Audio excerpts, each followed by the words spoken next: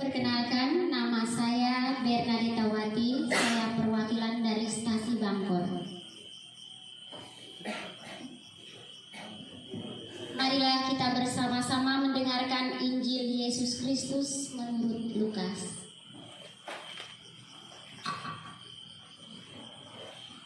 Lukas bab 16 ayat 19 sampai dengan 31. Sekali peristiwa, Yesus berkata kepada orang-orang Farisi, "Ada seorang kaya yang selalu berpakaian ungu dari kain halus, dan setiap hari ia bersukaria dalam kemewahan. Ada pula seorang pengemis bernama Lazarus, badannya penuh dengan borok. Ia berbaring dekat pintu rumah orang kaya itu dan ingin menghilangkan laparnya dengan apa yang jatuh dari meja orang kaya itu. Malahan anjing-anjing datang dan menjilat boroknya. Kemudian matilah orang miskin itu, lalu dibawa oleh malaikat-malaikat ke pangkuan Abraham.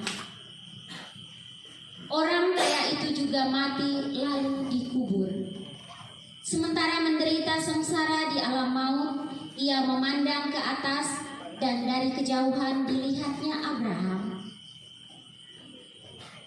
Dan Lazarus duduk di pangkuannya.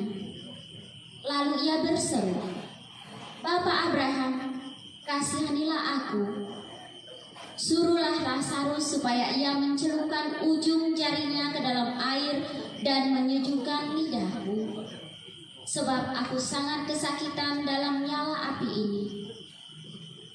Tetapi Abraham berkata, 'Anak, ingatlah, engkau telah menerima segala yang baik semasa hidupmu, sedangkan Lazarus segala yang buruk. Sekarang di sini dia mendapat penghiburan dan engkau sangat menderita. Selain itu, di antara kami dan engkau terbentang jurang yang tak terseberangi, supaya mereka yang mau pergi dari sini kepadamu, ataupun mereka yang mau datang dari situ kepada kami tidak dapat menyeberang.' Kata orang itu, 'Kalau demikian, aku minta kepadamu Bapa, supaya engkau menyuruh dia ke rumah ayahku, sebab masih ada 5 orang saudaraku, supaya ia memperingatkan mereka dengan sungguh-sungguh, agar mereka kelak jangan masuk ke dalam tempat penderitaan ini.' Tetapi kata Abraham, 'Mereka memiliki kesaksian Musa dan para nabi. Baiklah mereka mendengarkannya.'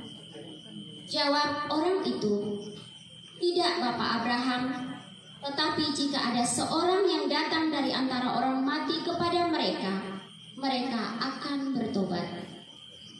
Kata Abraham kepadanya, 'Jika mereka tidak mendengarkan kesaksian Musa dan para nabi, mereka tidak juga mau diyakinkan sekalipun oleh seorang yang bangkit dari antara orang mati.' Demikianlah sabda Tuhan.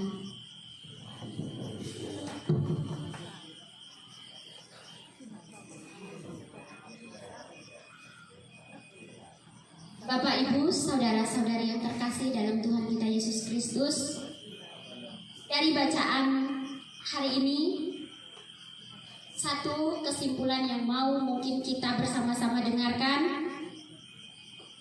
Di sini ada 2 perbedaan yang sangat mencolok antara si kaya dan si miskin. Si miskin yang bernama Lazarus dan si kaya yang tidak disebutkan namanya, yang digambarkan berpakaian bagus, berpakaian halus, itu memang lambang keadaan orang yang kehidupannya makmur atau kaya raya. Di sini yang mau kami tegaskan, yang mungkin boleh kita sama-sama ingat dari Injil ini, keadaan jasmani, keadaan fisik atau status seseorang itu tidak menjamin rasa peduli, rasa cinta terhadap sesama. Bapak Ibu yang seiman dalam Yesus Kristus, yang kedua, telah kita dengarkan bersama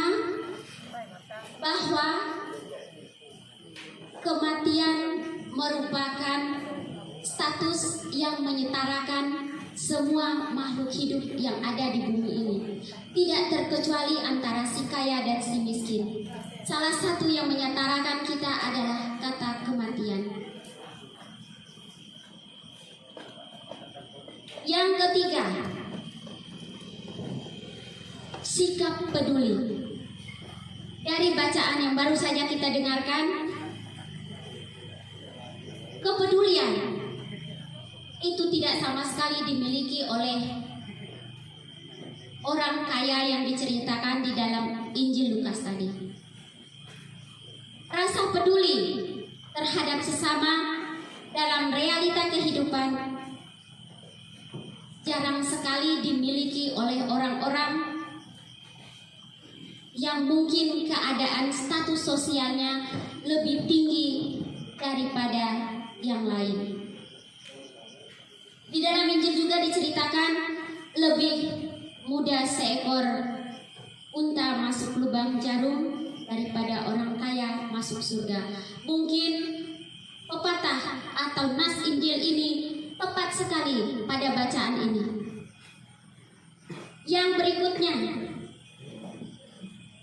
surga dan neraka itu benar adanya. Digambarkan keadaan di mana Lazarus ditempatkan dalam keadaan hidup yang penuh dengan sukacita, penuh dengan kedamaian. Itu adalah surga. Kemudian orang kaya yang hidupnya tidak peduli, tidak memiliki rasa cinta kasih terhadap sesama, mungkin tempatnya itu adalah di neraka. Bapak, Ibu, saudara-saudari yang terkasih dalam Tuhan kita Yesus Kristus,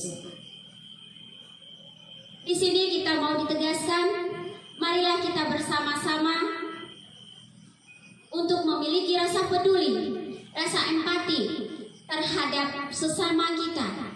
Apabila di lingkungan kita seandainya Tuhan menghadirkan orang-orang tidak mampu di sekitar kita, itu semata-mata karena Tuhan menghendaki kita untuk peduli kepada mereka. Dengan peduli terhadap sesama kita yang membutuhkan pertolongan, berarti kita melayani Tuhan.